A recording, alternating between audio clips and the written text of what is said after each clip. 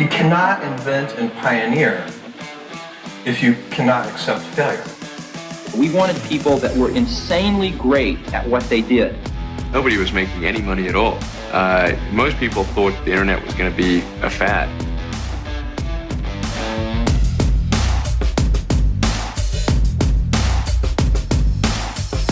All right. Well, it is finally happening. I have my friend on. I can call her friend Joel. Where this podcast has been a long time coming. It's been my fault because of some daycare mishaps. But Joel, we're doing it. We're doing the podcast. First of all, it's so not been your fault. And we are absolutely friends. We're new friends, but I'm also in the daycare hell, which is we both have kids under 4 and 5. And we constantly compare notes of being in the weeds as a young dad. Yeah, whenever I get an email from the daycare, my body just shivers. I'm like, please don't be closed. And so you and I have both had like the World War III bombs dropped on us with daycare closures. But yep, there is childcare today, so you and I can chat, man. Dude, it's so funny, but because it's like part of parenting that no one tells you about is like your day starts, and when you're single, your day starts. It's like very, what's going to happen, whatever. When your day starts with a kid, you have no idea what the day has in store. Like literally every day is Armageddon. Every day. It's like that's the exhausting part of being of a parent. It's just the unknown. You know what? It's the unexpected is going to happen every day. Like, and you start the second the kids wake up, like just getting the kids out the door. I deserve a freaking trophy. We are doing backflips. It is so hard. And that's why like, and I love my team, and I'll even like my partner Jonathan, like he starts his day, he meditates, he reads, he can work out, have a lot of me time. I'm having like goldfish thrown in my face. Yeah. Well, all right. So like it was really fun, like because you and I are working together, but just like going in your background. I mean, dude, you've done so much. You have a book called Cooking Scrappy. You have an A&E show called Scraps. You're on the Today Show once a month. You were the national chef at Sur La Table. I never know how to pronounce it, but you nailed it. I nailed it. All right, perfect. And you're a founder. So we're going to get into all of that because I think a lot of people can learn from your journey and like where you're at, because you're at a really interesting phase of like some amazing traction and growth, but you have to make some tough decisions. But first, like, how did this get started? Because you're in a space which is, let's call you a well-known chef, celebrity chef, whatever that is. That's kind of like the foundation of this. Like, how did that even begin? Yeah, I mean, first of all, I loved cooking as a teenager. I cooked for my prom date. I didn't take her out for dinner. Cooking for me was an amazing way to give back to people. It was kind of like giving people a hug to me. And I really love people. And so it was this glue that really stuck people together. My parents actually got divorced when I was 17. And so my family, I come from a big family. I have 3 other siblings, and we kind of dispersed. And when I cooked, I realized we kind of came back together. And so cooking became more than an interest. It became a way of life for me. And that's what really, drove me to pursue it. And I fell in love with the Food Network. It was just kind of starting in the mid 90s, Bobby Flay, Jamie Oliver, a lot of these names. And I looked up to them, and they were really a comfort for me. And I also played really, really competitive tennis. And so much so that I actually went to school for a scholarship for it. And I was a little bit tired of the competition, and cooking to me felt like a break from that. It felt like, like Jonathan, like a little meditation situation. And it was, I would come home and take out some teenage anxiety on some focaccia dough or, roasted chicken, and it would just kind of ease my ADD and all that stuff. And so cooking really became a central focus to me. And I tried the restaurant thing. I hated it. I went to 2 cooking schools, which I loved, one in Italy and the Culinary Institute of America here in America.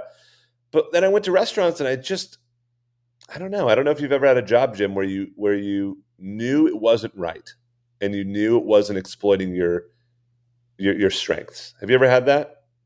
Oh, for sure. I mean, well, one, I used to be a bartender in college. I can make a real mean vodka tonic. But yeah, I mean, I worked in finance and investment banking because that's what I was told to do with the finance degree. But I'm in there, I'm like, this isn't me. Like I can't be that MD, but like I feel like I had more of a creative side. But that's interesting though, because you go the restaurant path, but with cooking and chefs, it's like what is the path one could take with a career? Because you've done something almost like non-traditional, and it's pretty Right. interesting. Yeah.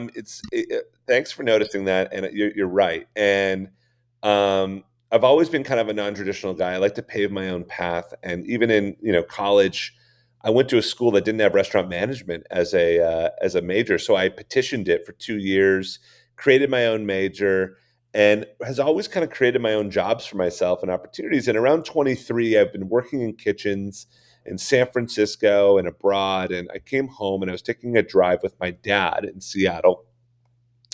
And he said, what do you really want? And I said, I believe I want a platform. I believe I can inspire people. I believe that I can motivate people to cook because cooking has done so much good for me that I think I can actually impart that on other people. And he said, name one thing that you've done to take that step. One thing. And I had nothing, literally nothing. So I started to kind of reach out to people. I don't know anyone in food media. I don't know anyone in production. I don't even know what that word meant at 23. But I reached out to an advertising agency here in Seattle. Obviously, probably not the right people, but I'm like, I don't know where to start. Where do I start? And they said, just start. Just start filming. So I literally started saving money from my restaurant job, and I would pay videographers to go with me around the Pacific Northwest. And we started a show called Humbly Northwest. And this is back in 2009. So kind of like YouTube beginning days, I guess, Jim, right?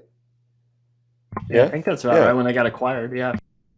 Yeah. So just starting out, and I'd put these things up on the internet, and you can go find them now. Humbly Northwest. The production quality kicks ass. Like it was great. It holds up nice. It holds up nice, and you can see the beginnings of me trying to work out having a camera in my face. I was 23. I knew how to cook, but it was reps, and that was the beginning of the journey.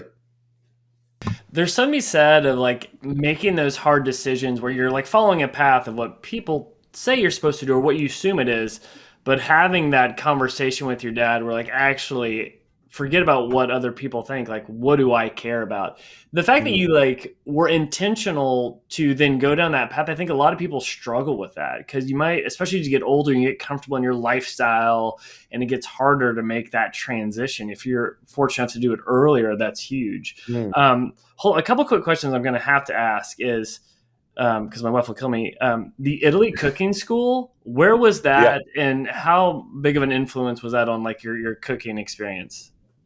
That's a good question. It was in Florence, the Culinary Institute of Florence, and it was huge because it wasn't taught by chefs. It was taught by nonas and like grandmas and moms. And it was Monday through Thursday. And every Thursday we had a regional cooking Italian class where you would cook from Puglia or you'd cook from Liguria or you'd cook from Sicily. And you'd make these recipes that are really native to this region. And then on Friday, I would go out to the region. I would take a Ryanair for $50. Awesome. And I would go try the dish. Yeah, I would go try the dish that we learned. And it was just this mind-blowing experience that, okay, Caesar salad is not the only thing on Italian menus, and not only that, they cook pasta with butter up in the north and they cook pasta with olive oil down in the south. And why? And so it was a really transformative experience for me. Absolutely. But Jim, back to your first point around, I started early and I agree. I think that the lesson, and as it relates to, why we're talking today, and if you were starting today, remains true. And you're a business owner, which is just start. You don't need to know anything. Just get momentum, right? Momentum is the key of the game. And I still do that. There's so many things I do today as a business owner and personality and chef where I don't know the answer, but as long as you make a phone call, shoot an email, reach out to someone, whatever, momentum will follow. And so will success, I believe. Man, that's really good advice. I totally agree. And you talk about getting the reps in. You've got to get reps in. You got to be okay with like it being really bad out of the Yeah. gate. Even when I started this podcast, go back and listen to the first 5. I think they're painful. There's some I nuggets don't of think hope. so. Yeah, but well, the audio quality is not good. So let's keep going down this path. So you're like, okay, I love cooking, but I want to use that to build a platform. Yeah. How does that lead to like the next path you go down? Because what I see is you go to sort of a table, you blow up, you're running it, and all of a sudden you're on the Today Show. But like, how does that happen? Yeah, good question. So Sur La Table, I was looking for jobs that were not in restaurants. And Sur La Table, for those who don't know, it's kind of like Williams Sonoma, but a little bit more approachable. And they have kitchens in their stores. So everyday people can come take classes and talk about reps, Jim. I mean, I was in front of 2 to 16 people on a daily basis, live, right in front of them, teaching them, right? Forget the cameras, teaching them. And I can see, am I losing their attention? Are they bored? Are they having fun? Am I at the same level as them? I remember one time I said, all right, now you add your chicken stock to the sauce. And someone raised their hand and said, well, what's chicken stock? Which is a great question. But for me as a chef, I'm like, chicken stock, that's everyone knows what chicken stock is. So I had to understand how to talk to the home cook. And so I started teaching at a local Sur La Table here in Seattle and getting those reps every day. When someone called out, I wanted their class. When the class happened, I wanted to be so influential on these people. I can remember looking down at my cutting board and saying, I can't believe people are paying to come listen to me talk. Like, that is nuts. I'm 23, 24 years old. And it was just these reps. And I got, to the point where we were opening up a store in New York and corporate was here in Seattle. And they said, do you want to go to New York? Do you want to represent us in New York? And that was my shot. I was 25. I was really comfortable. I've already moved a lot and I was back in Seattle. I didn't want to move again, but I decided, listen, I think this is the opening. I think this is the shot. So I went to New York, and that particular kitchen was on 57th Street, right below the Hearst Tower. Do you know that? Dude, my wife used to work at Hearst. That's a beautiful. No. You're right by Central Park. That's an insane view. Yeah, man. That's a good subway ride because we were on the west side. Take the 2 up and Yeah. come out. Wait, Yeah, where man. did you live on the west side? We were in the West Village at West 10th and Hudson in a glorious 300 square foot studio apartment that might have had a mouse problem, but it was like $2,000 a month. And we were down the street from Brooke Shields and Sarah Jessica Parker, but they had like amazing townhomes and we had a closet. But man, we loved it. Hey man, 300 square feet in the Village. You were living large. That's legit. Right, ballin'. Super straight balling. But so as you know, Hearst, and for those who don't know, it's a tower that holds a lot of media companies, Oprah Magazine, Food Network Magazine. So I knew when we moved in there was a lot of eyes that were going to be on my cooking school. And there was going to be some openings that came. And sure enough, people started to come down there on date nights, or they would come down with colleagues. And I would have opportunities. I would get opportunities to go on little morning shows and local cooking shows. And one day I got an opportunity to go on the biggest show I've ever been on, which was the Katie Couric show. I don't know if you remember that show. Yeah. Yeah, long time ago. And she wanted like 3 hacks that were good for baking. And you have 1 minute. And I'm like, cool. So I came up with 3 hacks. I had 1 minute with her. And by the way, when you go on these things, it's not like I hung out with Katie before the show and got to know her. She comes on set, everyone's doing her makeup, and she goes, hi, I'm Katie. I freak out and I say, hi, I'm Joel. And they go, 3, 2, 1, go. And you're like, oh my God. Yeah. So literally, I mean, I did the 1 minute segment, and then right after the segment, she looked at me and said, you're really good. You really have something. Will you get in contact with me? I'd like to work with you. And that was another opening. You see these openings, you get these lucky breaks sometimes, and the stars align, and you just got to kind of run after it. And so that was a big one. That's insane. So can we unpack, because you are extremely good. I've never had your food. You have not invited me over. That's a separate conversation. But you are very good on camera. Talk to me about, like, we know you got the reps to get there. Yeah. But all of a sudden you have these cameras in front of you. What do you think got her attention to see that you're talented, and even better, because she's seen a lot, right? So she knows. What do you think it was? Yeah, I do think it was all those reps I was having at Sur La Table, and I know how to keep people's attention. I knew how to not lose them, right? And I think most chefs talk chefy, and I was talking like a normal human that knew what he was talking about. So that was one of it. The second is the first time I ever went on local news, which was here in Seattle on Como 4. I was 22, and I practiced all night, and they said I had 5 minutes. I practiced all night because I don't know how long I'm going to take. And I show up to the studio and they say, "Hey, breaking news just happened. So you actually now have 3 minutes and 45 seconds." Oh man. And I'm like, I literally remember saying, "Are you freaking joking?" I don't know if I can swear on this podcast, but I literally lost my mind. And, I said, "You know what? Screw it. I'm just going to forget everything I practiced and just wing it." And that was the best thing that could have happened to me, because I think most people get in front of the camera or they speak publicly and they're really trying to hit certain points, or they're trying to hit certain time marks. And when you start thinking about points and time marks, you become less human. And the more human you are, and the more you are yourself, and the more vulnerable that you are, the more powerful that you are, and the more effective that you are. And so when you go back and see that first Katie segment, I could care less if I got through those 3 hacks. I don't think Katie or her audience even cared about the hacks. What they cared about was a normal human being getting up there, having fun, and engaging. And without that, I don't think I would have progressed in my career. That's really good advice. And I even gave you this question ahead of time. If someone's listening to this podcast, their startup gets picked up or whatever, and they get this press and they find themselves on the Today Show and they have their 15 minutes or seconds of fame, what advice would you give to someone that all of a sudden gets that platform? Because myself, I do a little bit of speaking and teaching. And what I found is whenever I pose questions in second person, that'll bring it back. I love your advice on speaking to them like a human and chefy, but any other hacks at holding attention and how you're able to pull that together, or what people should do to not freeze up when all of a sudden the bright lights are on? Yeah, it's a great question, Jim. The first thing to know is that no one really cares.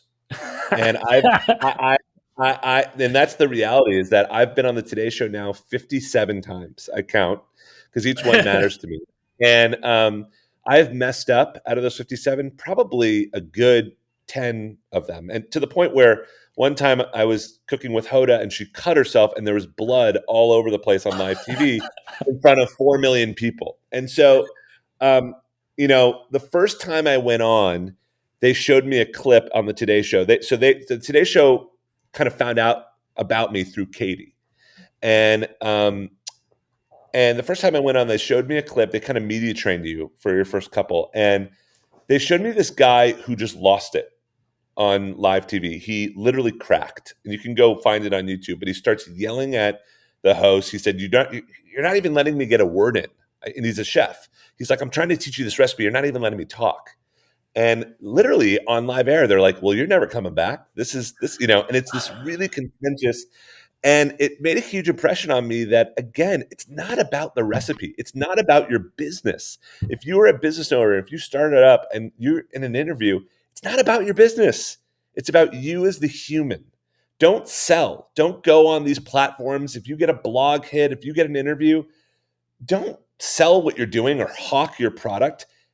Ask for advice, be humble, and share what you've learned from a really, really vulnerable place. And if you can do that and be yourself, you will be invited back. And then eventually the press will come. But I think the big mistake, Jim, is that when you have that opportunity as a business owner to really have a platform, don't just go on there and say, "I sell this widget, go buy this widget." Go on there and create a story around it, around yourself and around why you exist, and the rest will follow. If that makes sense. Do you agree with that? That's really good. I totally agree, because people don't remember facts and data. They remember stories and how they feel. And if you talk to someone like a human, that will resonate. Dude, that's really good advice. I can't believe. Can I ask you a question? Yeah. Have you ever had those moments? Have you had a moment where you were, had a platform and you kind of what was that moment for you? Oh my gosh. I started teaching through the ANA because I was doing stuff in New York through General Assembly. Like, oh, you should go teach marketing workshops at some Mm. companies. Like, okay, sure. And my first one, they send me out to like a regional one in Chicago, and I go in this room, and it's like 100 people doing a workshop for 3 hours. I was like, really? This is my first one? You can't give me like a layup, like a 10-person one? and and it's one of those where there's a lot of senior people in there too. I'm like, I'm not the smartest person in here, so I was like, I can't Right. like, and I never want to play that card. I was like, I've got to do, to your point, I need to think about this of how can I just add value and do more experience share on like what I'm Mm. seeing and doing. And especially with a room like that, it's hard to like read the room, so it's like, how can you keep them engaged? Because you bring up a good point, like when you're doing it in person, you can tell if someone's into it or not, right? And Totally. so if they're losing it, it's like, what can I do to win them back? But yeah, man, Totally. that was crazy. I remember like I was like texting my wife in the bathroom beforehand. I was like, I'm already sweating. I was like, this is not not going well. I'm sure it went amazing, but I think that, we all have those moments where it's like, I wish I would have said this, or I could have done this better, or whatever. And the reality is, you know, no one's looking that close. It's a very surface level thing, and I think people got to remember that and kind of let down their guard a little bit. And it doesn't mean that you should be less nervous. I'm glad that you were sweating go into it. I think that's a good sign. I still get nervous when I go on TV. Um, that means you care, but it doesn't mean that you need to be a robot. It doesn't mean that you should be less of yourself. Yeah, totally. I don't know if I'd be good on TV with the lights. That kind of freaks me out. But I'm cool with the live. Yeah, I'm horrible on TV. So I want to get to your business because this is a Yeah, really cool narrative where you go to New York, you have this platform, you're on yeah, TV shows, but it's like I want to yeah. do more. You don't want to just be like the national global chef at Sur La Table or Sur La Table. You create your own platform, Homemade. First, can you even tell people what is Homemade? Yeah, well, I'm going to back up for a second and say it was a really cognizant decision to start a business. I was in New York now for about 10 years, and I felt like an actor. I felt like I was constantly singing for my lunch, constant- constantly in rooms with producers trying to convince them that I was good enough, even though I knew I was. But maybe I didn't look the right part. Maybe I was too heavy. Maybe I was too old or too young. It didn't matter. I felt like I was being typecasted. And that's not why I got into food. I got into food because of the anti-competition. I got invited to do Top Chef. I turned all those things down because I don't like the competition side of food. You'll never see me do a competition show or anything like that because to me, that's not why I joined. And so what happened was I started to kind of fall out of love with the idea of Joel as a celebrity chef. I still want the platform and I still want to inspire people, but me as an individual, it became too much as me as a product. I became the product. And I didn't like that. I didn't feel humble. It didn't feel right. It just felt weird being in a room talking in third person. Well, I think Joel should do this. I'm like, I'm standing right here. I'm not doing it. So I called some mentors and some friends of mine and I asked them, do you think that I should continue to go down this path of really promoting me as a personality, as a chef, or should I build something that's bigger than me? That if I get hit by a bus, it still survives. If I got hit by a bus and I'm just Joel the chef, that's it, right? I mean, we all know actors and actresses, their legacy dies when they die, right? Or singers or whatever. But when you build a business, a company, a platform, and you raise others up, this thing could live on forever. And I was starting to have kids. And so it was a very cognizant move to say, I'm going to take the pedal a little bit lighter. I'm going to take my foot off the pedal a little bit with the celebrity chef thing. I'm not going to say no to everything, but I'm going to say no to a lot more. And I'm going to start to build this business. And the idea behind this business is all the times I was able to teach and inspire people, I realized I needed to have a two-way conversation.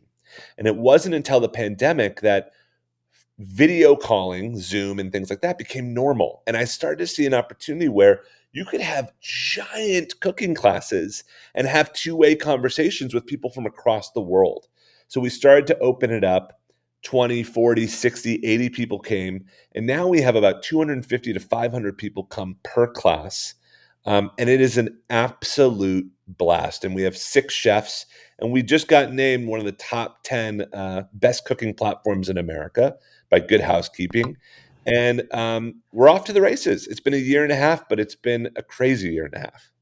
Dude, that's insane. And you have so many tailwinds with the adoption of people being comfortable with Zoom and like live Yeah. conversations like that. So for people that want to wrap their head around it, you're like, hey, I want to do a cooking class or experience, but you don't want to just sit there and watch YouTube videos. You can Right. literally join Homemade, do a live cooking show. It's like watching a cooking show, but you're a part of it. And you're cooking with these chefs. It's interactive. You're talking with them. And I've been fortunate to go to the studio you've built here in Seattle downtown. That's amazing. And I've seen it live, and it's amazing. There's like 300 people in attendance. Chefs are engaging, and people are having a party. And I don't know if you want to get into the business model around it, but so you built this in a time where there's clear demand for it, and now it's starting to take off. Like, talk to people around, what you're thinking from a business model perspective, like what it is now and what you'd want it to become. Yeah, and I never thought of myself as a businessman. I'm just starting to, and that's why I'm really surrounding myself with advisors and smarter people than me who've been around the block who can really help me, including you, Jim. And that's why I so value our friendship and our relationship. And we're in signal finding mode, and all I do is listen to podcasts about business and startups, and this is a big reason of how I found you and why I listen to this podcast too, is because I found a lot of value in it. And so, yeah, we struck some oil, right? We found out there's a lot of people at home that are maybe lonely, who are passionate about food, and they're looking to connect on a bigger scale than just watching a YouTube video, to your point, Jim. And so we know that. In year one, we tapped that. Our revenue model, we started to move around. At first, we were selling tickets, like $20 to come to the class. But we noticed that less people were coming to the class, and that wasn't good. I didn't want to do 10 people here and there. So we said, let's really focus on corporate gigs, meaning maybe a company will hire us for their marketing team to do a team building or something like that. So we did a couple of months where we were really marketing heavy to these companies and calling companies. And yeah, you get a couple of deals here and there, but it was really heavy lifting and not a huge payoff. And so what I started to realize is when we put up classes for free, a ton of people will come. And I thought, wow, that's an opportunity to really tell them a story about a brand, not our brand, but a different brand. So it started to kind of give the idea of, well, what if we brought in sponsors? So what would if an olive oil company paid me to talk about their olive oil in front of 1,000 people? Would that be a business model that might work? So I started to reach out to a lot of my connections at Sur La Table, manufacturers of cookware and things like that. And we started to talk to Breville as our first. Breville's like KitchenAid. They make kitchen, stand mixers, blenders, and things like that.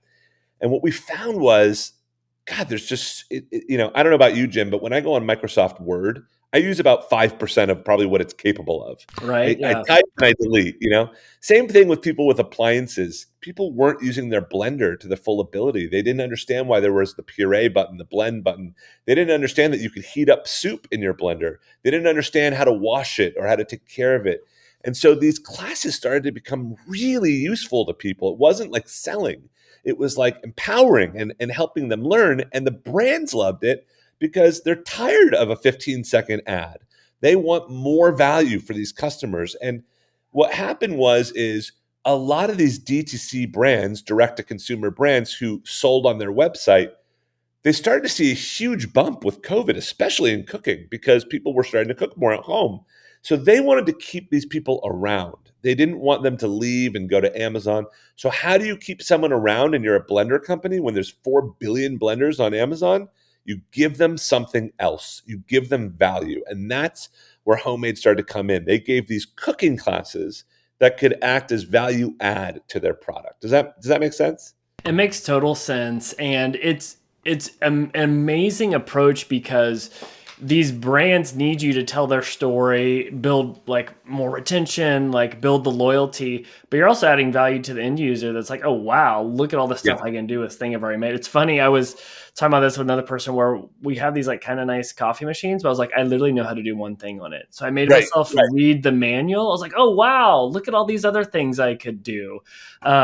But it's so interesting because you're kind of taking the idea of like an in-store demo, the QVC model, but you're making it have this like Netflix like cooking show feel, and the TAM, total addressable market for people interested in that, is quite massive. And so this business model is so unique because it's people attend for free, but then you can monetize from these brands, and they're doing the marketing for you because you've got great content, and every brand wants content to push out.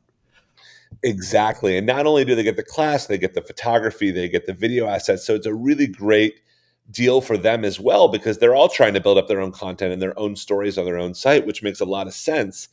But to your point, what I never really looked at it is I thought this was the business. Like, let's just do this and we'll just become bigger and bigger and bigger, and we'll have bigger and bigger sponsors, and we have a great business that we have. And there was a problem with that. Any idea what the problem was, or what do you think? We're talking about scaling. Yeah. So scaling, the problem with that idea was it's an interactive event. Very hard to scale the word interactive. My brother and I had a huge argument about, can you scale interactive? And I don't know, an event with 10 people is very interactive. An event with 10,000 people, even though you can see everybody, how interactive is that really? Now you're kind of back to YouTube again. And so no matter how big I got these crowds, the experience would kind of go down for the people, even though the brands wanted more and more exposure. And the mixture was that middle ground. And so I decided that I have to build another revenue stream besides these sponsors. And to me, what I started to kind of look at was, well, what if these sponsors were less of a revenue stream, but more of a marketing tactic? What if these hundreds of people who come in for free, and this way that, to your point, Jim, these sponsors are driving their audience to these classes because it's useful for them. So when we do a class with someone who has a big following, we get that big following, which is great. We get to draft off that. What do you do with all these emails? What do you do with all these people in that 1 hour? Is there a product I can come out with that's B2C, not necessarily B2B? Because I thought B2B was limited in scale. Does that make sense? No, it totally does. It's you have this unfair advantage where the people that are paying you are also like helping bring you customers and business because they're sharing your content. And so, but you're sitting here like Homemade's rolling in the emails. Like it's insane. And I know this just because like you put food shots on the internet, people are going to like get into that. But it's like, what do you do? How do you add value to them? But how can you also like monetize that? Right. And I think that I never thought of myself of running a B2C, product. And this product kind of became a subscription, and the subscription became this idea of, okay, well, now you've taken a free class that was sponsored. What if you paid and it wasn't sponsored anymore? How can we make this experience even better? So we decided that you can watch the recording anytime you want if you subscribed. But if you don't subscribe, if you miss the live, you miss the live. We decided that you get this access to an amazing array of recipes and a library of all the recipes we've done over the years and tested. So you get this unbelievable wealth of inspiration. But then we would also open up these small group classes that would keep the classes small and intimate for people who really wanted that. And immediately we saw a huge conversion. And we're only a month in, but we have about 250 paying subscribers. They're all right now, for the most part, annual, which we'll talk about because I know you're passionate about that. But it's been a really cool ride. There's been some major challenges, one of which is something that you and I have tackled together, which has just been our efforts in paid. And we can, one of the biggest headwinds I've dealt with Homemade is we can get people excited about a class and get them to give an email, but we can't necessarily force them to show up for the class. And when something's free, people don't value it the same that even if they spent $1. And that's been a big challenge for us that we're still trying to work through. Yeah, and to even unpack that for people, like it's like, okay, let's try a subscription model with consumer. And taking a step back, the subscription model's the holy grail, right? You acquire someone once, they pay you forever. Yeah. And if you can have negative churn, if you're like a Salesforce where you acquire somebody and guess what? They share it within their company. So you go from one customer to 100. That's why they have the valuation that they have. But when you Sure. think of consumer or like subscription on the consumer front, that's tough because you're not a business that has a line item dedicated to this. It's like, what do we do? And the thing that I think through with Homemade and the persona, how do they view Homemade? Are you entertainment? Are you like a Netflix where they're not going to pay over 10, 15, 20 a month? Are you a masterclass where you're paying $200 to $300 a year? Or are you something premium? Are you a health and like cooking, like dietitian coach where you could pay a lot? And so it's how you position yourself to get that price point, and then how you do that. Because you kind of alluded to like the pricing model of do you do monthly versus annually? And even on this podcast, Nathan Barry talked about like if you can get annual over monthly, that's everything. Because obviously, if you're bootstrapped, you get that money up front, and the person only has to think about it ideally like once a year if they're going to renew. Right. But like if it's monthly, you see that every month. Like, oh wait, do I want Homemade this year? This year? I didn't use it as much. Whereas if it's annually, it's different. And so that's something that you're like working through as you go through subscription. Yeah. But Really I don't know if you're, and also like what features could you add? Because you've had some awesome ideas on things you could throw into subscription, but it's like, crap, how do you pull that off at scale? Like, give your phone number to people, like 24/7 access to Joel on cooking tips. I'll do it, man. I'm ready. You're right, Jim. And I think that I'm in learning phase right now. And it's interesting that I'm on a podcast that is, if you started today, because I do kind of feel like every day is I'm starting today. Even though I've had a long career, it always feels like I'm learning. And just last month, I scheduled 100 meetings. I went on a class and I said, if you're willing to spend 15 minutes with you, I'll send you a surprise. Wow. And so I had set up a Calendly and 100 people signed up over the course of a couple of weeks.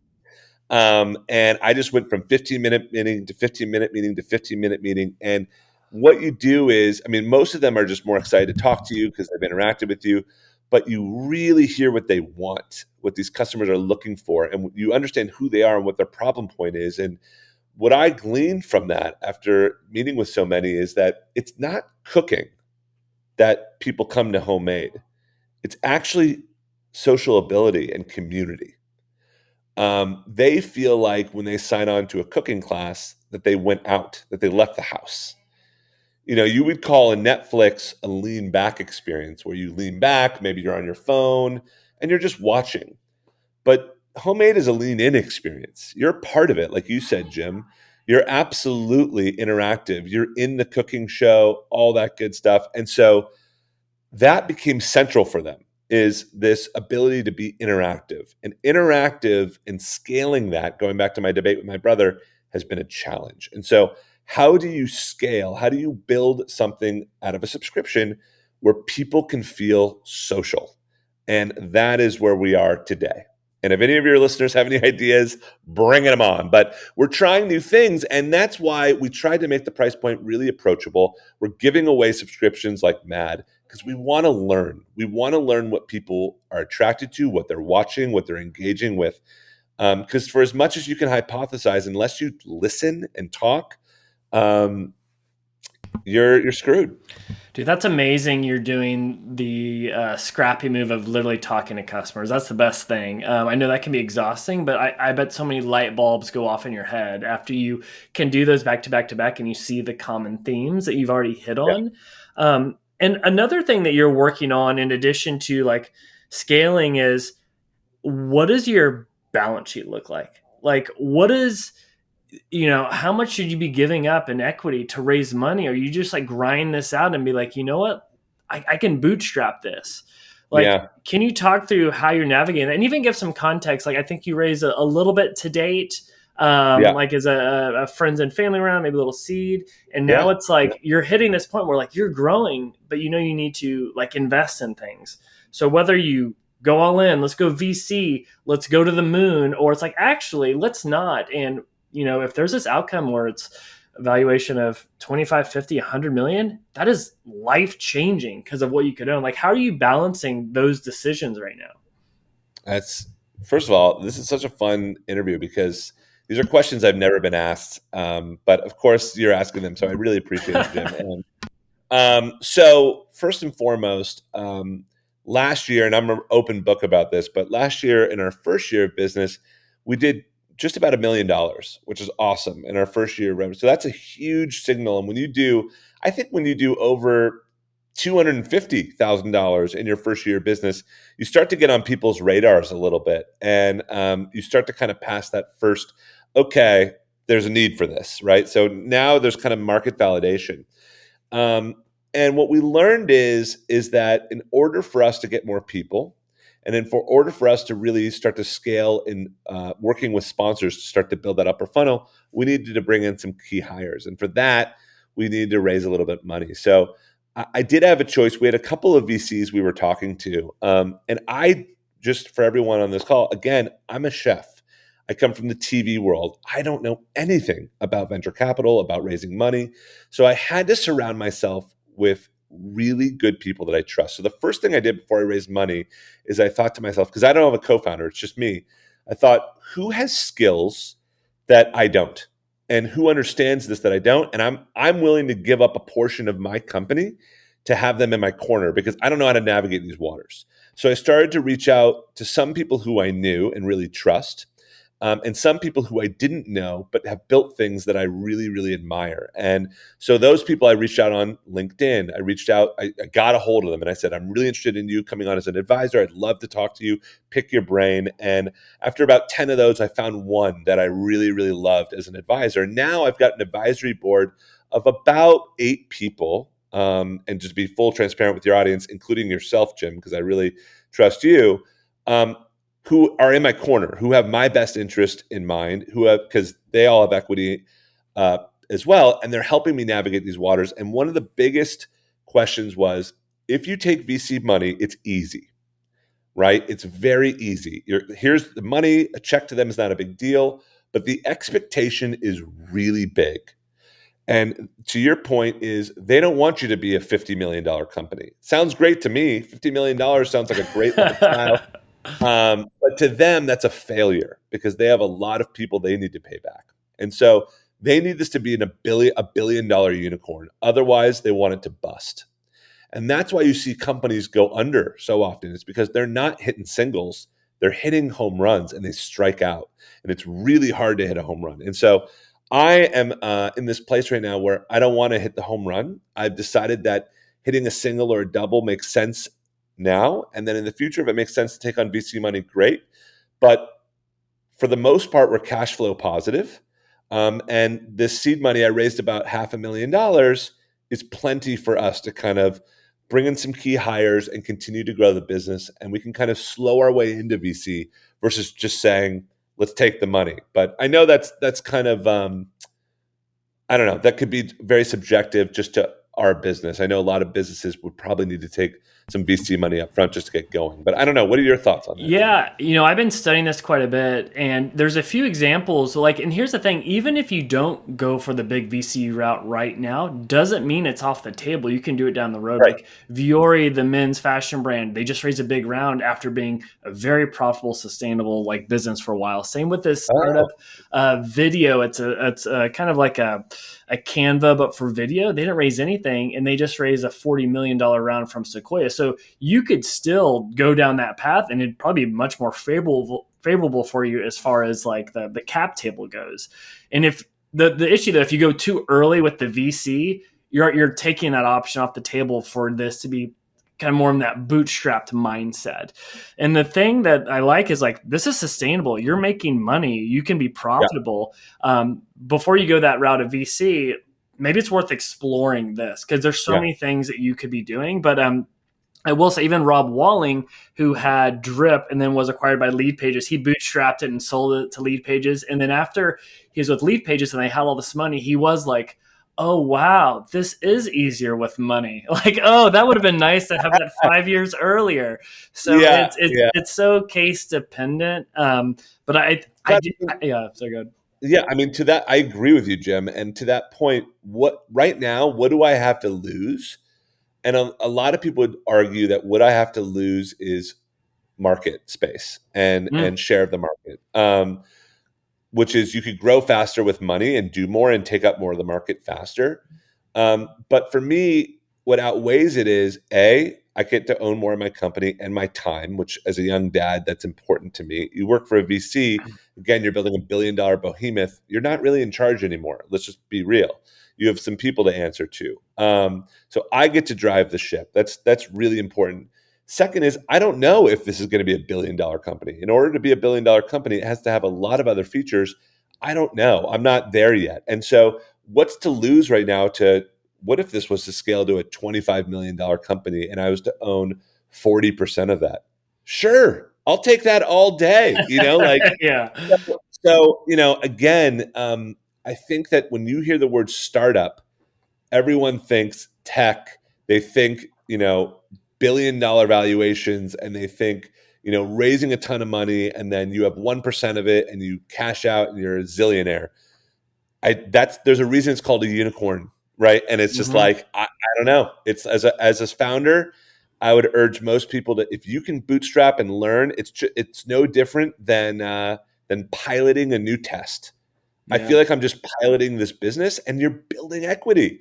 Think about it. My valuation is going up with every day that we're not taking VC money. And so in 5 years, if we decide to take VC money, I'm going to own a lot more of the business and have a lot more value. So I don't know. The downside seems I'm willing to risk the place in the market. I don't know. Yeah, and if all of a sudden that becomes an issue, you could make a decision. But I do agree, you're hitting on the point, like speed is something that money allows you to do. But if you can find ways to do that without it, then that's huge. Because you've already, and also maybe networking connections, but you've already kind of done that without having to give up the full like slot of equity. But no, man, that's super. And thanks for being an open book on this, because I think a lot of people struggle with this at this. You're at such Totally. this like interesting / fragile stage of growth. I couldn't agree more, and I do think VC. I will say it one last thing is the easier route in the sense that I had to call 100 and I have the Excel format 125 people to get my $500,000. It's a lot of phone calls. Yeah. And by the way, it's not one phone call. So, I mean, you can multiply each of those by 3. So imagine how much time, how much asking, how much selling, how much effort, how much energy goes into just raising $500,000 when you can go to one VC and they can snap their fingers. So I get it's easier to go to a VC, but I think if you can hustle and be scrappy, you'll be happier in the end.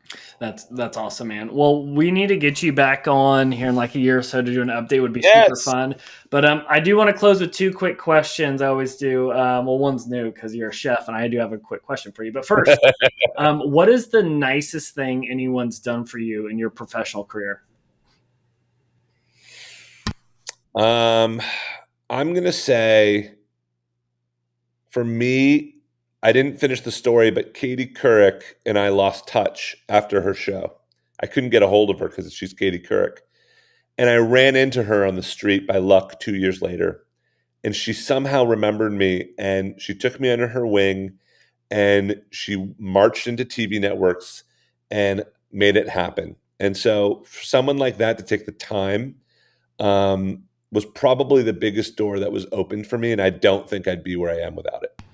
Dude, that's amazing. She's so busy, has so much going on, probably gets hit up all the time. So the fact that she did that's amazing. Yeah. And then the last question, this is the most important question of the podcast. I am not the most talented home chef.